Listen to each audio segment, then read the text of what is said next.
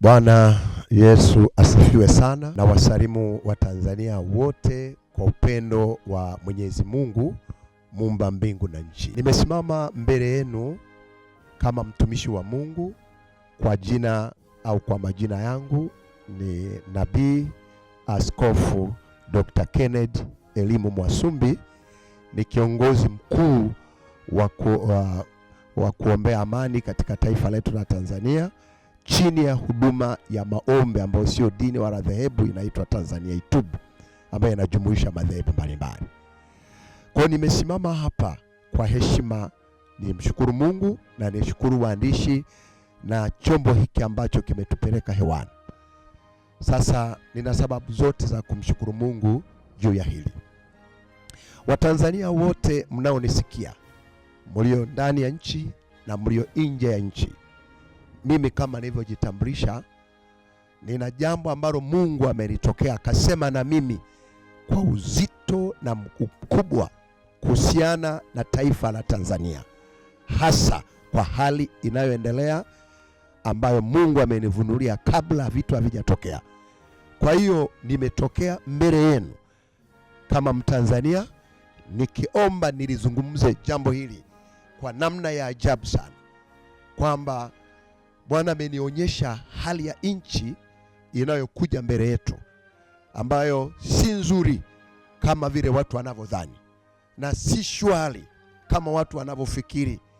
Lakini kwa kudhibitisha jambo hili ili uje usikie kwa masikio yako, nitakuwepo pamoja na watumishi wa Mungu katika viwanja vya Mnazi Mmoja tarehe 31 majira ya asubuhi mpaka jioni, kufafanua ujumbe mzito niliopewa kwa ajili ya Watanzania na kulieleza taifa, ili viongozi wa serikali wasikie, viongozi wa vyama wasikie, viongozi wa dini wasikie, na Watanzania wote kwa ujumla wasikie. Na mara nyingi nikitokea kama hivi peupe, nina ujasiri wa kusema kwa sababu Mungu wangu huwa ananiambia vitu, na anavyoniambia na vinatafsiriwa na navifikisha kwa Watanzania.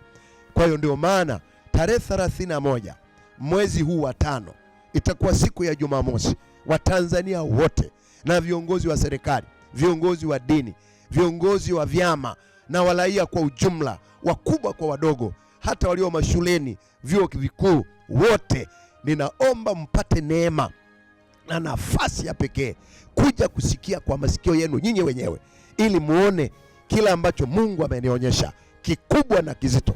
Siwezi kuongea sana kwenye chombo hiki, nataka mje msikie ana kwa ana katika viwanja vya Mnazi Mmoja tarehe 31. Kwa hiyo katika hili naomba neema Mungu iwe pamoja na wewe, uweze kupata nafasi uje usikie kwa masikio yako, kisha utapata mzigo wa kuliombea taifa lako. Kwanza utajua tumetoka wapi, tumefika wapi, tunaenda wapi na nini kipo. Ashukuriwe Mungu wa mbinguni, muumba mbingu na nchi, asiye na upendeleo. Maandiko yanasema Mungu hafanyi jambo lolote bila kuwafunulia watumishi wake manabii. Sasa umefika muhula, amefunua, ameweka wazi ili Watanzania wajue, asiwepo mtu mwenye udhuru. Ndio maana ujumbe nilionao hauchagui dini, vyama, serikali, ni ujumbe wa Tanzania wote. Kwa naomba Mungu awape neema mje ili tuje tuombe, tutafute uponyaji wa taifa letu, na pia hata mambo ya uchaguzi yaliyo mbele yetu Mungu atafanikisha, yataenda vizuri iwapo tutakuja tusikie kwanza nini kipo, alafu pia tutaungana na kuomba na kugaragara ili tutafute uponyaji kwa taifa letu. Ndugu wa Tanzania, ni mimi nayeongea mbele yenu. Mungu amekuwa akinitumia kwa namna tofauti.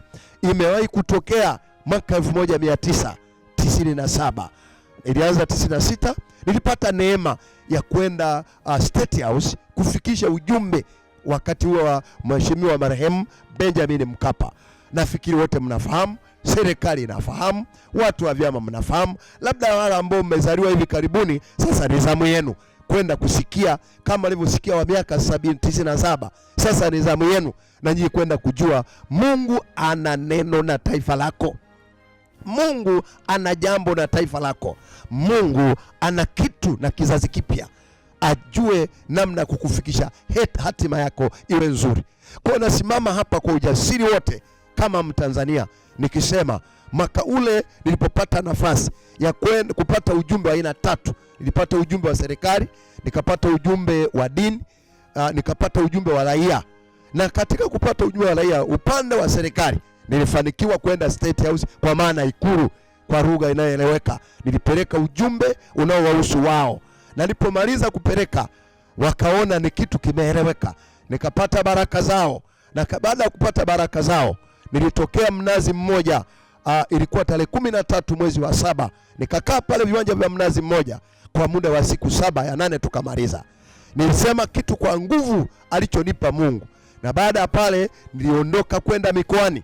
Ndio mimi nilitumia neno la Tanzania itubu. Kwa nini Tanzania itubu? Kwa sababu tunaposema Tanzania itubu ni kwamba yako madhambi mazito na uovu mkubwa ambao unafanya taifa kama taifa, kanisa kama kanisa, raia kama raia. Sasa unaposema Tanzania itubu, ina maana watu wote warejee kwa Mungu na wamwangukie Mungu, kwa sababu ya maafa mengi ambayo yanaweza katokea. Lakini watu wakitubu, Mungu huwa anasikia. Ndugu zangu wa Tanzania, kuna watu walikuwa wanafikiri huyu mtu Nabii Mwasumbi kapotelea wapi? Huwa sitokei kama mtu anayeibuka kwa hisia za wanadamu. Mpaka Mungu aonekane, aseme kitu, ndipo huwa anatokea. Sasa nimetokea, nina jambo zito mno la kuliambia taifa. Na kama hamtasikiliza, na kama hamtatii, na kama hamtaelewa, nataka nikwambie nadokoa kidogo tu mambo mawili kwa ufupi ambayo niliambiwa ili mjue. Mwaka 97 niliambia taifa, nikazunguka mikoa yote mpaka Zanzibar nilikwenda. Lakini pia baada ya kutoka Mnazi Mmoja, alafu hivi ninavyozungumza, neema ya Mungu imetokea tena kwa nyinyi kizazi kipya, na ninyi muje msikie kwa masikio yenu kwenye viwanja vile vile tarehe 31, bila kukosa na bila kuchagua dini wala dhehebu. Kwa nini? Niliambiwa niliambie taifa, mbele yenu kuna mambo mawili makubwa, sasa mchague. Nikaambiwa liambie taifa kwa ujasiri, bila kupepesa macho na bila kuoga. Rais asikie, viongozi wasikie, maaskofu wasikie, mapadri wasikie, mashehe wasikie, raia wote wasikie, kwa sababu mimi nina neema kwa ajili ya kuliambia taifa. Ndio maana hata kwenye mabango imeandikwa sauti kwa taifa la Tanzania.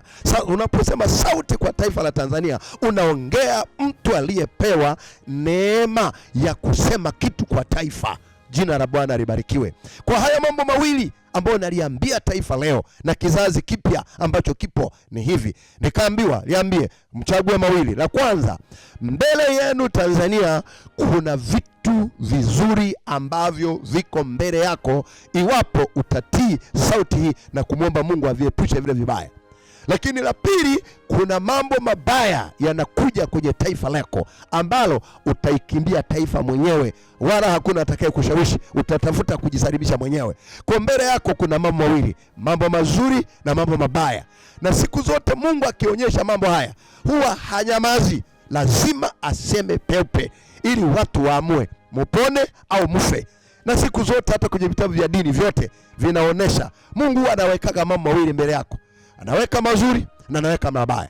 So unachagua wewe, unataka lipi? Mungu sio dikteta. Mungu ni Mungu wa kweli ambaye yeye sio dikteta. Akisema amesema. Hata kama itachelewa kutimia au itawahi kutimia, lakini yeye akisema amesema.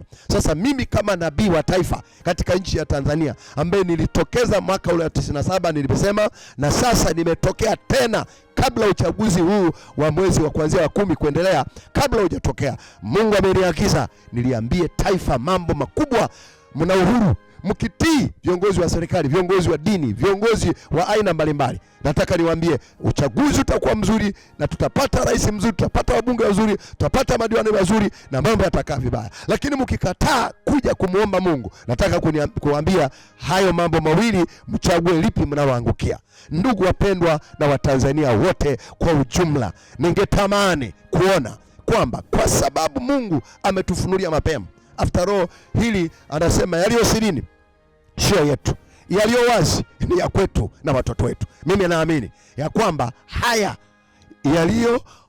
yaliyowekwa wazi ni ya kwetu na watoto wetu. Kwa hiyo siku hiyo ya tarehe 31 itakuwa ni siku ya kufunga na kuomba. Hatutakula chakula wote hatutakula siku hiyo, tutakiwa na chakula kichungu, tutakula jioni tukimaliza maombi, ili tumuone Mungu. Na hiyo ndio kanuni ya Mungu, watu waombe, wafunge. Lakini sambamba na hilo, nilipokuwa nikitulia, nikaona Mungu ananisemesha kwa upya. Naomba nikuambie pia na hiki kitu, msikilizaji na Mtanzania uliye na mapenzi mema na nchi yetu. Unajua, nikaambiwa kitu kwamba siku ya tarehe 30, kabla ya tarehe 31, tutapaswa tuwepo viwanja vya Mnazi Mmoja kuanzia saa 9 na kuendelea.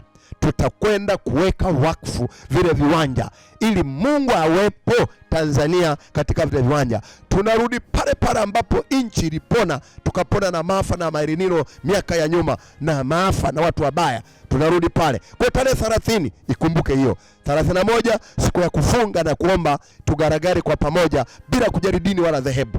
Lakini pia tarehe 30 ni siku ya kuweka wakfu. Sasa nini kimetokea? Nipokuwa naomba wiki iliyopita nikiwa Manyara, mbingu ikaniambia hivi, wala hamutaweka wakfu viwanja tu vya Mnazi Mmoja, mtatamuka kuweka wakfu viwanja vyote vya nchi nzima. Kwa nini?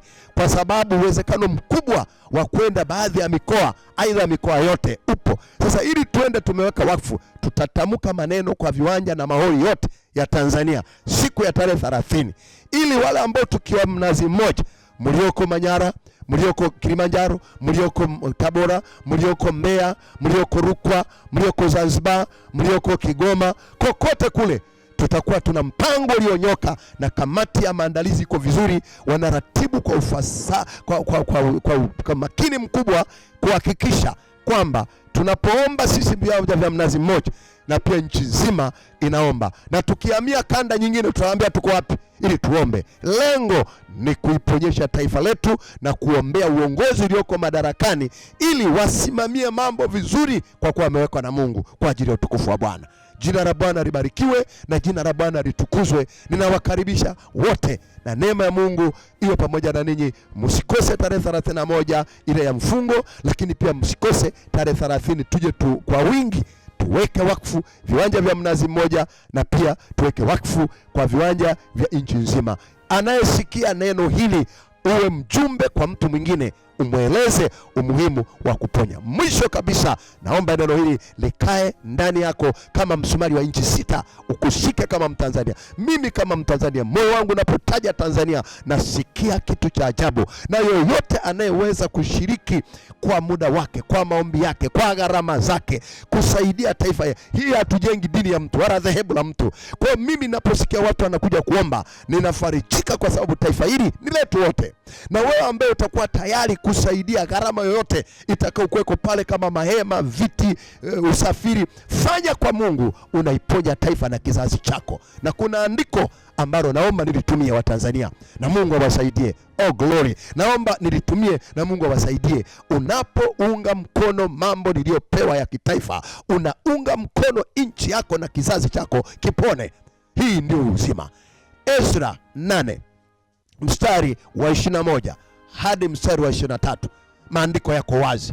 Huyu mtu yeye alipata neema ya ajabu, na naomba hii neema na mimi nipate ni kulazimisha. Yeye hakujadili wala hakuomba. Yeye, maandiko yanasema, akawalazimisha kufunga na kuomba katika mto wa Ahava. Akawalazimisha kuomba, which means ni kusema hakutaka kuwauliza na kuwabembeleza. Kwa nini? Alitaka kuwalazimisha, kuwaingiza kwenye uponyaji. Watanzania, naomba tuamke. Kunafika mahali inabidi mtu umlazimishe kuingia mahali penye usalama na uponyaji, na ndivyo ninavyotakiwa. Ezra akasema aliwalazimisha kufunga na kuomba ili kuleta uponyaji kwa taifa lao. Sasa wanaombea nini? Ndio vitu mimi nitawaambia. Mimi nitawaambia vya Ezra. Mimi vya kuombea nitawaambia tarehe moja. Uwe na hamu, uwe na kiu, uje usikie. Mimi vya kuombea nitawaambia siku ile ambapo nitasimama tarehe 30 kuweka wakfu ule uwanja, nitawaambia kidogo. Na kesho yake tarehe 31 viwanja vya Mnazi Mmoja pande zote za jiji la Dar es Salaam viwepo pale, ili niwaambie moja kwa moja. Lakini Ezra yeye aliwaambia. Ezra aliwaambia nini? Ezra yeye alipowalazimisha hakuacha hewani, na mimi sitawaacha hewani, na hautaibika kuja pale. Akawaambia jambo la kwanza kwa ajili yao wenyewe, jambo la pili kwa ajili ya watoto wao, jambo la tatu kwa ajili ya mali zao, Jina la Bwana libarikiwe. Huyu ndugu alikuwa na confidence ya ajabu sana, kwa sababu aliwalazimisha watu waombe ili wasalimishe maisha yao na watoto wao na mali zao. Nataka nikwambie, hata mimi nina vitu vya kuambia Watanzania. Lazima tuwe na uchungu na taifa letu kiroho na kimwili, na mali tulizopewa na Mungu na watu tuliopewa na Mungu. Lazima tuwe na uchungu nao ili tuiponyeshe sisi wenyewe, watoto wetu na mali zetu. Na kwa kufanya hivyo tutakuwa na uhuru, tutakuwa na amani. After all, taifa hili limeahidiwa kuwa ni taifa lenye kitovu cha uamsho kwa siku za mwisho. Na kama imeahidiwa kwa siku za mwisho, maana yake ni kusema lazima tutubu, tutengeneze mazingira mazuri ili neema aliyoiachilia Mungu iweze kuwa na nguvu katika maisha yetu kwa viwango vikubwa, ili tunapokuwa watu wanaendelea kuongezeka, sisi tunatembea katika ile level ya ile neema tuliyopewa na Mungu. Jina la Bwana libarikiwe, jina la Bwana litukuzwe. Na nashukuru kwa kamati, nashukuru kwa mkuu wa chombo hiki, rais wa mitume na manabii, kutupa nafasi katika chombo hiki kuwa mzungumzaji. Mimi kama nabii katika taifa na askofu katika moja wa maaskofu Tanzania, lakini mtumishi wa Mungu, rais wa mitume na manabii, mpendwa wetu Apostle Joakim ametupa neema na kibali. Tuko hapa, tuna sababu zote wa Tanzania. Huu ni moyo wa kujitolea. Kama huyu mtu wa Mungu amejitolea hivi kwa moyo huu, wote amelijali taifa letu. Naomba tumuombee na tuombee huduma yake, tuombee watu wake, tuombee wanaomzunguka, na chombo hiki kinachotumika kurusha tukiombee kisipate hitirafu yoyote, na sisi wengine tuige mfano, kuunga mkono, kuomba, lakini kuhusika pia kwa gharama zetu, maana hili taifa ni la kwetu wote na mali zote ni za Mungu na lazima zitumike ili taifa lipone. Kwa ajili ya utukufu wa Mungu tunambariki Mungu juu ya hili.